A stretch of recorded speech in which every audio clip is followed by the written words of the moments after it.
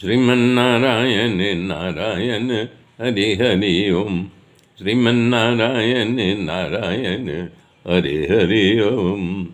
श्रीमन्नारायण नारायण हरे हरि ओम। श्रीमन्नारायण नारायण हरे हरि ओम।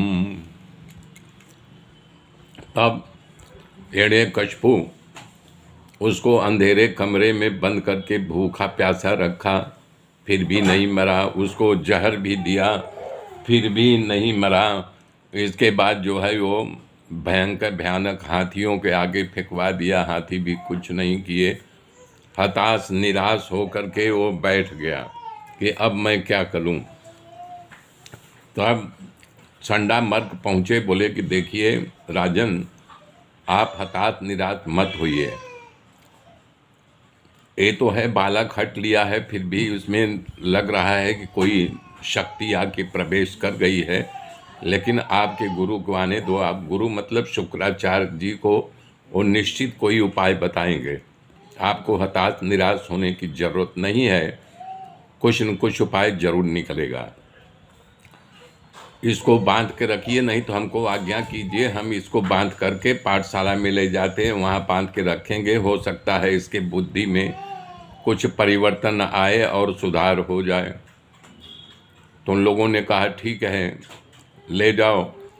तो वरुण पास से बांध करके चंडामर्क उसको विद्यालय में लाए और उसको डराना शुरू किया कि देखो, तुम्हारे पिता की आज्ञा का पालन करो, और ऐसा न करने से तुम दंड के भागी करोगे, तुम्हें अपना प्राण भी गंवाना पड़ेगा। तो शांत हो गया और उसको अर्थशास्त्र नीति शास्त्र फिर बुद्धि देने लगे। एक दिन चंडामर्क किसी प्रयोजन से, किसी कार्य हेतु से बाहर गए थे। विद्यालय में केवल बच्चे ही बच्चे रह गए थे। तब प्रहलाद सारे बच्चों की इकट्ठा किया, आओ हम सब बाहर चल के बैठे। तो बालक तो थे ही, बोले ठीक है चलो बाहर बैठते हैं।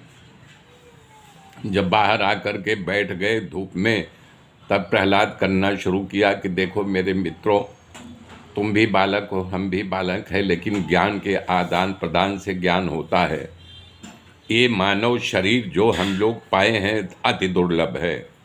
ये पूरे संसार में जितने जीव जंतु हैं, पेड़ रूख, जितना भी ये आकाश पाताल, सब में जीव हैं, सब ईश्वर की। ये पूरे संसार में जितने जीव जंतु हैं, पेड़ रूख, जितना भी ये आकाश पाताल, सब में जीव हैं, सब ईश्वर की माया है, ईश्वर की रचना है। जितने भी प्राणी, जितने भी जीव हैं, उसमें सबसे अमूल्य निधि ये मानव का शरीर है। मानव शरीर का मुख्य उद्देश्य है कि भगवान को प्राप्त कर लेना। बचपन तो आप सबको अनुभव किसी किसी को होगा, बड़े दुखमय में बीतता है।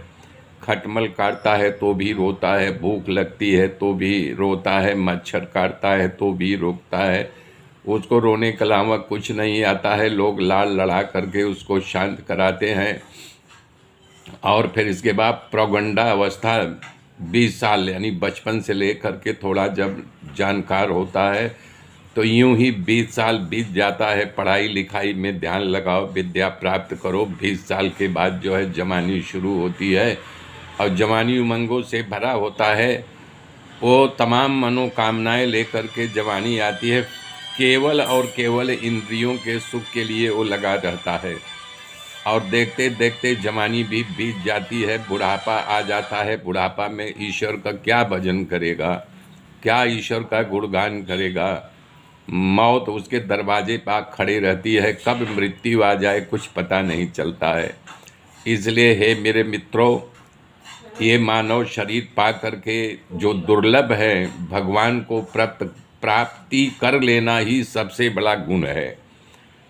और यानी कि फिर वो बालक जो थे बोले, बताओ तुम्हें ज्ञान किसने दिया। हमारे गुरु तो कभी ऐसा ज्ञान देते नहीं हैं, उनको आता भी नहीं है, और आपके पिता आपको कभी बाहर जाने दिए नहीं हैं, तो ज्ञान कौन आपको दिया।